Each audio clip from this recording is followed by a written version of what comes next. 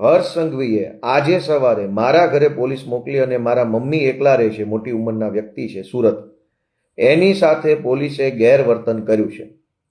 પહેલાં તો સીધે સીધા મારા ઘરે ગયા, થોડી ઘણી સરખી વાતો કરી, પછી બેફામ વર્તન કર્યું મારા મમ્મી સાથે પોલીસવાળાએ, અને પછી પાછળથી પાછો સારો એવો વિડીયો બનાવી લીધો. મારા ઘરમાં મારા બીજા પરિવારના સભ્યો છે એ બધાને ધમકાવવાનું, દમદાટી કરવાનું કામ હર્ષ સંઘવીએ આજે કરાવ્યું છે. આ સાંભળીને તમને એવું લાગ્યું ને કે ગુજરાત પોલીસ ગોપાલ ઇટાલિયાની કેવી પાછળ પડી ગઈ છે, ગૃહમંત્રી હર્ષ સંઘવી કેવી રીતે રાજકીય બદલો લઈ રહ્યા છે, એવું જ લાગે છે ને પ્રથમ દ્રષ્ટિએ.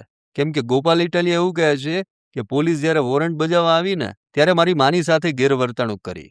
આ સાંભળીને ગમે તેને એવું જ લાગી જાય કે બિચારા ગોપાલ ઇટાલિયાની પાછળ કેવી રીતે ગુજરાત પોલીસ પડી ગઈ છે, કેવી રીતે હર્ષ સંઘવી પડી ગયા છે. પણ આખો પ્રોપેગેન્ડા છે.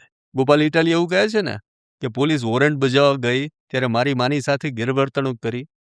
આખો એનો પ્લાનિંગ હતો અને તેની એક ઓડિયો ક્લિપ વાયરલ થઈ છે, સાંભળો. હા ગોપાલભાઈ. હા જીતુ બોલો. હા ગોપાલભાઈ, ઓલો વોરંટ હતો તમારો મહેસાણાનો, એ આવવાના જ વોરંટ બજાવવા આજકાલમાં. હાથી ભલે ના આવે એમ નહીં, પણ ઓલો હવે નિયમ નીકળ્યો છે ને. શું એલો નિયમ? એ લોકોએ કાંઈ પોર્ટલ બનાવ્યું છે, એમાં પોલીસવાળા ઘરે વોરંટ બજાવવા જાય ને પછી આ સાબિતી હાટું પોલીસવાળા ઘરે આવીને ઘરના ફોટા પાડે કે પછી પોર્ટલમાં અપલોડ કરે કે ભાઈ અમે ત્યાં ગયા હતા એમ આને પકડવા એમ. હાથી પાડવા દ્યો ફોટા, એ તો સારું ના પડાયું. આપણે કહેવાનું ભાજપ પોડા મારી પાછળ પડ્યા, બીજું. પણ તમે ઘરે નહીં હો ને. હા પણ માજી તો મળશે ને. આપણે કેવા થાય ને કે મારી માને હેરાન કરે છે આ લોકો. એમ નહીં, એ તો મૂક ને ભાઈ, હું સમજી ગયો. એમાં કઈ ફાટી ન પડવાનું હોય. એ પોલીસ વાળાને આવવા દ્યો, બાકી હું જોઈ લઈશ પછી. જીતુ નામની એક વ્યક્તિ ગોપાલભાઈને ફોન કરીને કહે છે કે આજકાલમાં તમારે ત્યાં વોરંટ બજાવવાના છે અને વોરંટ બજાવતા સમયે નિયમ મુજબ ઘરની તસવીરો પોર્ટલ પર અપલોડ કરવાની હોય છે. ત્યારે ગોપાલ ઇટાલિયા કહે છે કે મારા માજી એટલે કે મારા મમ્મી તો હશે જ ને ઘરે. આપણે એવું કહી દઈશું કે પોલીસવાળાએ તેની સાથે ગેરવર્તણૂક કરી. બસ આ જ પ્રોપેગેન્ડા તેના મગજમાં પહેલેથી જ હતો. અને જેવી પોલીસ વોરંટ બજાવવા ગઈ ને ત્યારબાદ ગોપાલ ઇટાલિયાએ ફેસબુક પર લાઈવ કરી ગુજરાત પોલીસ, હર્ષ સંઘવી અને ત્યાં સુધી કે આઈપીએસ અધિકારીઓ માટે પણ જેવા તેવા શબ્દો વાપર્યા. તમારા કાંઈ એસપી ફેસપી થી કે આઈપીએસ બાઈપીએસ થી ફાટી પડતા નથી. જે કાંઈ બે પાંચ દલ્લાઓ હશે એનાથી કોઈ દુનિયા ડરતી હશે, ગોપાલભાઈ ઇટાલિયા ડરતા નથી.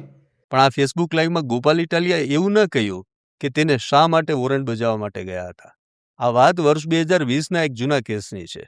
મહેસાણા કોર્ટે ઇટાલિયા વિરુદ્ધ નોન બેલેબલ વોરંટ ઇસ્યુ કર્યું હતું, પરંતુ કાયદાકીય પ્રક્રિયાને ઇટાલિયાએ જે રીતે રજૂ કરીને તેનાથી હવે સવાલો ઊભા થઈ રહ્યા છે. ગોપાલ ઇટાલિયાએ જે રીતે ફેસબુક લાઈવ કરી ગુજરાત પોલીસ, ગૃહમંત્રી હર્ષ સંઘવી ત્યાં સુધી કે આઈપીએસ અધિકારીઓ માટે જેવા તેવા શબ્દો યુઝ કર્યા. પણ ગોપાલ ઇટાલિયા આ જ પ્રકારની રાજનીતિ પર ઉતરી આવ્યા હોવાનું હવે ગુજરાતની જનતા જાણી ગઈ છે. અને હવે તો ગુજરાતની જનતા એવું પણ વિચારવા લાગી છે કે શું રાજનીતિ આટલી હદે નીચે જઈ શકે.